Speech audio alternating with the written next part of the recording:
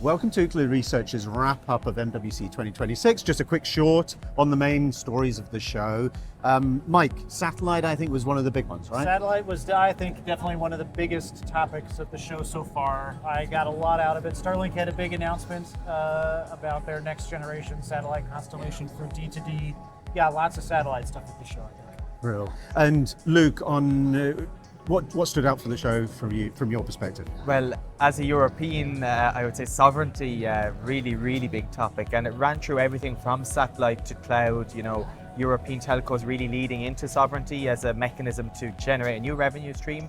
We're seeing demand from governments, demand from enterprises, really to wean off dependence on non-European anchored cloud or satellite platforms. And yeah, I think sovereignty really ran through everything here, and sovereignty tied in with resilience as well. I think another important theme around making networks and infrastructure resist shocks. Yeah, and Kareem, you can't get away from a tech show these days without crossing AI at every single booth. What was your take on it?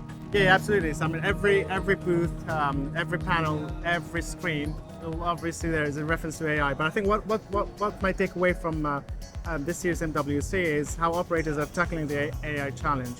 We've seen a lot of use cases that are really grounded in reality, providing clear value to the customers. But ironically, they're leveraging basic services like voice services. So I think we'll see a more mature, more developed applications next year.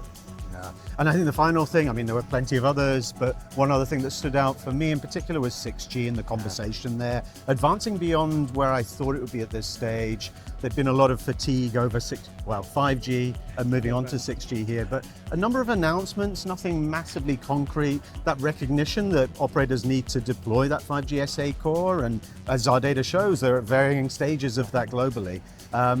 But a number of announcements, a number of commitments makes it feel, and as we referenced in the longer video, the LA Olympics likely to be testbed for that technology fairly early. So we're definitely moving forward with 6G and expect much more on that in the coming months and years.